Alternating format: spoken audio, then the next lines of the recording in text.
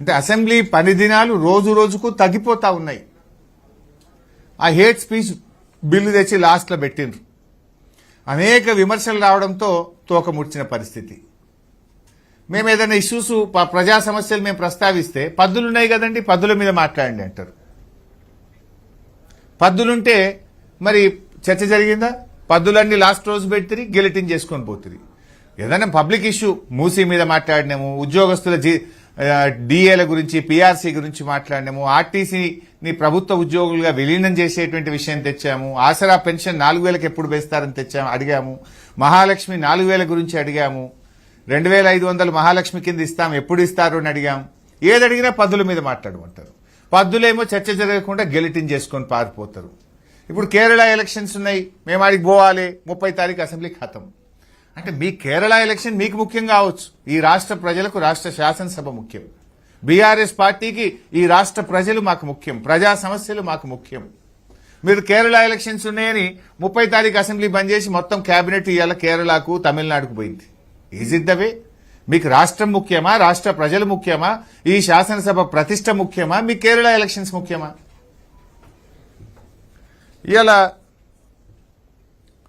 సభలో అన్ని నాటకాలే. ఏది చర్చిద్దామన్నా అటెన్షన్ డైవర్షన్ పాలిటిక్స్. సభలో నాటకాలు జాలేయట, ఇంకా పోయి రవీంద్ర భారతిలో నాటకాలు వేసిండ్రు. అరే ఉన్న టైమే తక్కువ, సభలో మాట్లాడదాము అంటే లే గేమ్స్ ఉన్నాయి 4 గంటలకు అసెంబ్లీ ఖతం, నాటకాలు ఉన్నాయి 4 గంటలకు అసెంబ్లీ ఖతం. ఇవాళ సభలో చేసే నాటకాలు జాలేయటగా బయట పోయి నాటకాలు చేసిండ్రు. ఇలా బిజినెస్ కు సమయం సరిపోతలేదు, అసెంబ్లీ పని దినాలు పెంచండి అంటే పని దినాలు పెంచరు. 3 గంటలు 4 గంటలు సభను వాయిదా వేసుకొని చర్చ జరగనియ్యరు. ఇంకా ఇది చాలదన్నట్టు ఆటలు నాటకాలు. అంటే మీ సభా సమావేశాలు జరగకుండా మీ సరదాలు తీర్చుకోవడానికి సభను గాలికి వదిలేసిండ్రు. సభా సమయాన్ని వృధా చేసినటువంటి ప్రయత్నం చేస్తున్నారు. పొంగులేటి గారి అవినీతిని మేము సాక్ష్యాధారాలతో సహా బయట పెడితే ప్రజల దృష్టి మరల్చడానికి డైవర్షన్ పాలిటిక్స్. సభా సంఘం అడిగితే దానికి విలువే లేదు, ఏ సభా సంఘం పనికిరాదు. అంటే మీరు సభా సంఘంని తక్కువ చేయడం అంటే శాసనసభను తక్కువ చేయడం, అసెంబ్లీకి శాసనసభ్యులకు ఉన్న గౌరవాన్ని తగ్గించడం. శాసనసభా సంఘం అంటే ఏంటి? అన్ని పక్షాలతో, అన్ని రాజకీయ పార్టీల శాసనసభ్యులతో ఏర్పడేదే శాసనసభా సంఘం. అంటే మీరు శాసనసభ గౌరవాన్ని, సభ్యుల గౌరవాన్ని, ప్రతిష్టను తగ్గించే విధంగా సభా సంఘం వెయ్యము, సభా సంఘం దండగా అనే రీతిలో ప్రభుత్వం సమాధానం ఇస్తా ఉంది. అంటే రెడ్ హ్యాండెడ్ గా ప్రభుత్వ అక్రమాలను మేము బయట పెట్టే ప్రయత్నం చేస్తే ముఖ్యమంత్రి గారు ఏ సాక్ష్యాధారాలు లేకుండా మా మీద ఆరోపణలు చేసి డైవర్షన్ పాలిటిక్స్ పాల్పడే ప్రయత్నం చేస్తా ఉన్నారు. అంటే అవినీతి నుండి మంత్రి గారిని కాపాడడానికి 2 రోజుల పాటు బీఆర్ఎస్ పార్టీ ఎమ్మెల్యేలను సస్పెండ్ చేసి బిల్లులను గెలిటిన్ చేసి పాస్ చేసుకొని పోయిండ్రు. అసెంబ్లీ నాటకాలు, బయట నాటకాలను నడిపింది 2 రోజులు. మేముంటే వాళ్ళ ఆటలు సాగవని, వాళ్ళను మేము ప్రశ్నిస్తామని మమ్మల్ని సస్పెండ్ చేసినారు. ఇవాళ ముఖ్యమంత్రి గారు, బట్టి విక్రమార్క గారు, ఉప ముఖ్యమంత్రి గారు మా బడ్జెట్ చింపుతారా అని మాట్లాడే ప్రయత్నం చేస్తా ఉన్నారు. ఎస్, చింపినాం. ఎందుకు చింపినాం? మీ బడ్జెట్లో ఏమి లేదు డొల్ల గనక మీ బడ్జెట్ కాయిదాలు చింపి మా నిరసన తెలియజేసినాం. బడ్జెట్లో మీరు ప్రజలకు ఇచ్చిన 6 గ్యారంటీలు లేవు గనక చింపి మా నిరసన తెలియజేసినాం. మీరు పెట్టింది 3వ బడ్జెట్, ఇక మిగిలింది ఒకటే బడ్జెట్.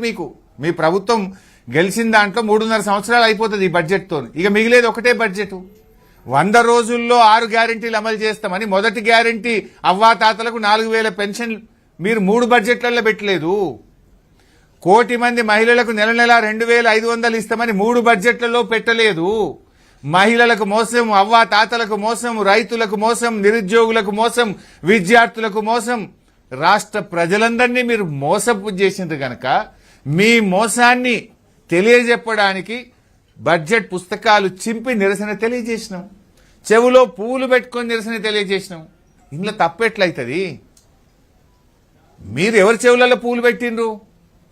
ఇప్పుడు మీరు 6 గ్యారంటీలు 100 రోజుల్లో అమలు చేస్తామని చెప్పి మీరు కదా ప్రజలకు చెవులలో పువ్వులు పెట్టినారు, మీరు కదా ప్రజల్ని మోసం చేసినారు.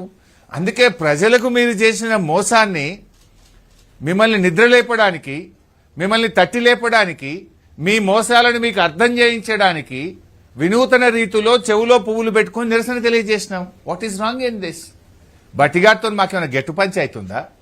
బట్టిగారితో మాకు వేరే పంచాయతీ ఉందా? వ్యక్తిగతం మాకేం లేదు కదా. It is not with Bhatti garu, it is with the government. Because he is being the finance minister, definite గా అడుగుతాం కదా. ఆర్థిక మంత్రిగా బడ్జెట్ ను ఆయన ప్రవేశపెట్టినారు కనుక ఈ ప్రభుత్వాన్ని ప్రశ్నిస్తున్నాము, ఆర్థిక మంత్రి గారిని ప్రశ్నిస్తున్నాం తప్ప అది వ్యక్తిగతంగా మేము బట్టి గారిని ప్రశ్నించడం కాదు కదా. It is the fight with the government on behalf of the people of Telangana.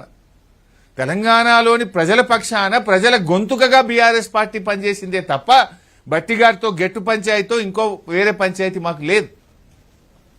ఇప్పుడు ముఖ్యమంత్రి గారు అసెంబ్లీ స్టార్ట్ కాకముందు ఏమన్నాడు?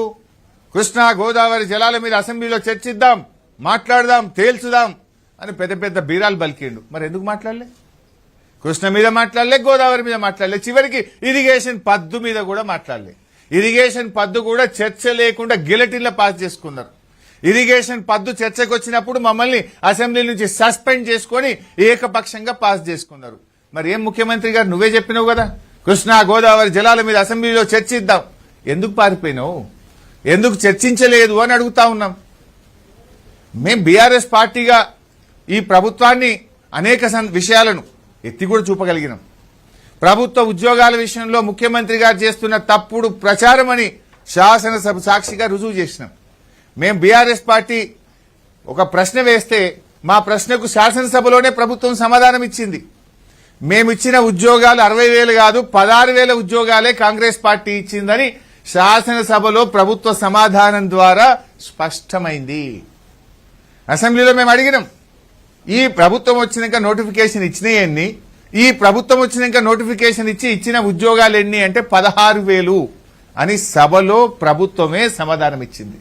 అంటే ముఖ్యమంత్రి ఈ 60,000 చెప్పేటి అన్ని కాకి లెక్కలు, అవన్నీ బీఆర్ఎస్ ప్రభుత్వం ఇచ్చినవి అని ఇవాళ శాసనసభలో బీఆర్ఎస్ పార్టీ తేట తెల్లం చేసగలిగింది. నిరుద్యోగుల పక్షాన బీఆర్ఎస్ పోరాడింది, ఈ ప్రభుత్వాన్ని నిలబెట్టింది. మీరు అబద్దాలు మాట్లాడుతున్నారు, 2 లక్షల ఉద్యోగాలు ఇవ్వలేదనేటువంటి విషయాన్ని చాలా గట్టిగా బలంగా మేము వినిపించగలిగాం. మేము నిరుద్యోగుల యొక్క ఆకాంక్షల్ని గట్టిగా ప్రశ్నించగలిగినాం. అదేవిధంగా బీసీల 20,000 కోట్ల బడ్జెట్ కానీ, బీసీ వెల్ఫేర్ బోర్డులు వివిధ కులా సంఘాలకు, అదేవిధంగా బీసీ కార్పొరేషన్కు కేటాయించిన నిధులలో ఒక్క పైసా కూడా ఈ 2.5 ఏళ్లలో ఖర్చు చేయలేదు అనే విషయాన్ని కూడా బీఆర్ఎస్ పార్టీ ఈ కాంగ్రెస్ ప్రభుత్వాన్ని ముద్దాయిగా నిలబెట్టింది. బీసీల గొంతుకగా ఇవాళ బీఆర్ఎస్ పార్టీ పనిచేసింది. అదేవిధంగా దళితుల మీద కూడా రేవంత్ రెడ్డిది కపట ప్రేమ అని ఎస్సీ ఎస్టీ సప్లాన్ నిధుల ఖర్చు విషయంలో కూడా స్పష్టంగా బహిర్గతం చేసి ఎస్సీ కార్పొరేషన్ కు కేటాయించిన నిధుల ద్వారా 2.5 సంవత్సరాల్లో ఈ రాష్ట్రంలో ఒక్క దళితుడికి కూడా ₹1 ఇవ్వని వైనాన్ని కూడా బయటపెట్టి ఈ ప్రభుత్వాన్ని ముద్దాయిగా శాసనసభలో బీఆర్ఎస్ పార్టీ నిలబెట్టగలిగింది. మొత్తంగా మీరు సభలో చూస్తే కాంగ్రెస్ పార్టీ పాలసీలను గాలికి వదిలేసింది. రేవంత్ రెడ్డి గారు పాలసీలను గాలికి వదిలేసిండు. పహల్వాన్ల భాష మాత్రం మాట్లాడిండు. ఒక ఆయన నిలబడవా పహల్వాన్ అంటుండు. అసెంబ్లీలో పాలసీలు ఉంటాయి కానీ పహల్వాన్లు, కుస్తీ యుద్ధాలు, కుస్తీ పోటీలు ఉండయి కదా. కానీ రేవంత్ రెడ్డి ఇదేదో కుస్తీల పోటీగా మార్చే ప్రయత్నం చేసిండు. కత్తుల కోలాటంతో తలలు తీసేస్తాం, సామాజిక బహిష్కరణ చేస్తాం అని కాంగ్రెస్ సభ్యులతోని ముఖ్యమంత్రి పిలిచి పక్కన కూర్చోబెట్టుకొని మాట్లాడించిండు. మనం చూడలేదా? ముఖ్యమంత్రి గారు పక్కన వచ్చి వాళ్ళు కూర్చోవడం, పోగానే వాళ్ళకి మైకొచ్చుడు, వాళ్ళు మాట్లాడుడిగా కత్తుల కోలాటంలో తలలు తీసేస్తామని ఒక శాసనసభ్యుడు అసెంబ్లీలో మాట్లాడితే అది శాసనసభన? దాన్ని ఎందుకో ఎథిక్స్ కమిటీకి రెఫర్ చేయవు? కత్తుల కోలాటంతో తలలు తీస్తా అన్న సభ్యుడిని ఎథిక్స్ కమిటీకి రెఫర్ చేయవా? సామాజిక బహిష్కరణ చేస్తామని మాట్లాడిన సభ్యుడిని ఎథిక్స్ కమిటీకి రెఫర్ చేయవా? రేవంత్ రెడ్డి ఈ 2 నెలల్లో సభలో మాట్లాడిన అనాగరిక భాషను ఎథిక్స్ కమిటీకి రెఫర్ చేయరా? ఏం మాట్లాడిండు రేవంత్ రెడ్డి? నేను నోట్తో మాట్లాడలేను, ఆ భాష మాట్లాడడానికి నాకు సిగ్గు అనిపిస్తుంది. శాసనసభలో ఆయన మాట్లాడినటువంటి భాషను ఇవాళ ఎథిక్స్ కమిటీకి పంపాలి కదా. అధికారం ఉందనో, మందబలం ఉందనో, నోరుంది కదా అని ఇష్టం వచ్చినట్టు మాట్లాడితే ఇది శాసనసభ, రాష్ట్ర ప్రజలు గమనిస్తున్నారు. ఈ ప్రభుత్వ తీరును, ఈ ముఖ్యమంత్రి భాషను రాష్ట్ర ప్రజలు గమనిస్తున్నారు. మా గొంతు మందబలం ఉందని నువ్వు అసెంబ్లీలో నొక్కుతావేమో, కానీ మేము యాజ్ పాసిబుల్ దొరికిన ప్రతి చిన్న అవకాశాన్ని ఉపయోగించుకొని ఒక్క సెకండ్ కూడా వృధా చేయకుండా ప్రజా సమస్యల ప్రస్తావనకు మేము ప్రాధాన్యత ఇచ్చాము. చిరు ఉద్యోగుల గురించి, రిటైర్డ్ ఉద్యోగుల గురించి, వివిధ ప్రజా సంఘాల గురించి, బీసీ కుల సంఘాల గురించి, బీసీ రిజర్వేషన్ గురించి, బీసీ సప్లాన్ గురించి, ఎస్సీ సప్లాన్ గురించి అన్ని వర్గాల సమస్యలను బీఆర్ఎస్ పార్టీ ప్రస్తావించే ప్రయత్నం చేసింది. అయినా కొన్ని మేము మాట్లాడగలిగాం. కొన్ని సందర్భాల్లో డైవర్షన్ పాలిటిక్స్ మమ్మల్ని సభ నుంచి సస్పెండ్ చేసో మా గొంతు నొక్కే ప్రయత్నం చేసినారు. కానీ మాకు శాసనసభ ఒకటే కాదు కదా, ప్రజాక్షేత్రం కూడా ఉంది. అనేక వేదికలు మాకున్నాయి.